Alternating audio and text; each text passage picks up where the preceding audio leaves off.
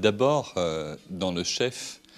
du win-win entre les entreprises qui, d'une part, accèdent à un marché qui jusqu'à présent n'était pas accessible et qui va très vite le devenir. C'est quand même des montants aussi très importants, c'est 51 millions d'euros en base annuelle. Et puis il y a un deuxième point, c'est le gain pour les services publics et l'autorité de la Wallonie, puisque en délivrant, et de la communauté Wallonie-Bruxelles, en délivrant des services qui sont encore plus efficaces, parce que notre but est de nous améliorer, et en contenant les coûts, en faisant en sorte que la veille technologique soit assurée par des prestataires de qualité, avec une maîtrise des contenus, tout ça, effectivement, répond, je pense, à cette belle logique de l'équilibre, de l'intérêt gagnant de part et d'autre. L'idée, c'est de travailler en e-governance, en ce compris sur le plan local, c'est-à-dire rendre le plus possible accessible un certain nombre de données à l'origine, à la base, et de faire en sorte que ces plateformes permettent également des développements. Il ne suffit pas d'avoir des plateformes qui créent des standards de communication, il faut que derrière ça, il y ait l'initiative, tantôt des pouvoirs publics, tantôt du secteur privé, pour développer. C'est important qu'un premier contact, ce qui n'a pas eu lieu depuis de nombreuses années en Wallonie, ait lieu entre les entreprises qui vont être des prestataires de services pour l'administration, rencontre cette administration.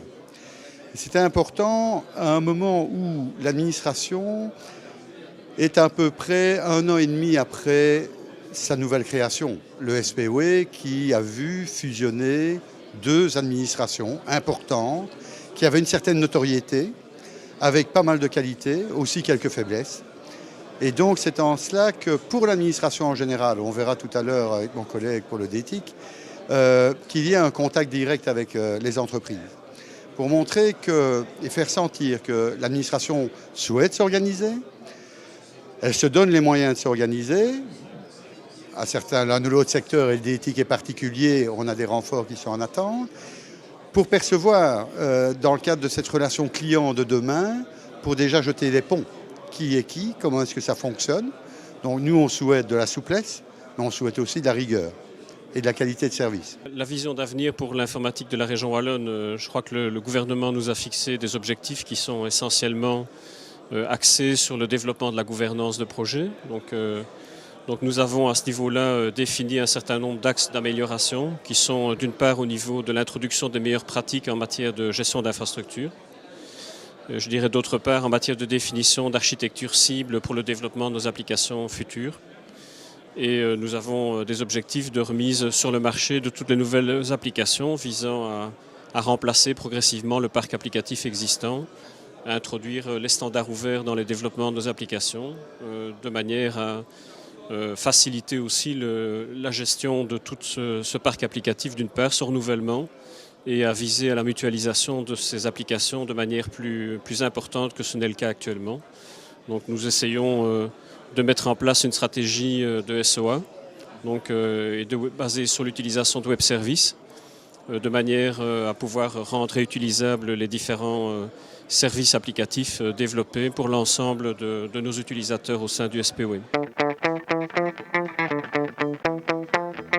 Les attentes des PME sont évidemment assez diverses. Je dirais directement par rapport à la stratégie de la région wallonne, à l'ouverture, je dirais, des marchés au niveau de l'IT, c'est bien sûr de voir quelle place serait réservée aux PME, d'une part sur les contenus, quelles compétences elles peuvent offrir, mais aussi évidemment sur la forme, je dirais, quelle place, quelle ouverture réelle est faite aux petites et moyennes entreprises. C'est-à-dire concrètement, comment elles pourront proposer des offres et éventuellement surmonter des difficultés qui existent, telles qu'aujourd'hui le chiffre d'affaires qui est parfois exigé, des éléments techniques aussi parfois, souvent financiers et administratifs. Donc ça, ils veulent un peu voir, je pense qu'elles sont encore un petit peu en attente de réponses par rapport à ça. Et c'est vrai que nous, notre positionnement aussi par rapport à l'Infopole, c'est d'amener aussi les entreprises à envisager de travailler ensemble, de créer des consortiums ad hoc par rapport un peu à ces appels à projets qui sont en train de sortir au niveau de la région wallonne. Donc ça, c'est vraiment les attentes premières, c'est concrètement, est-ce qu'il y a vraiment une place pour nous?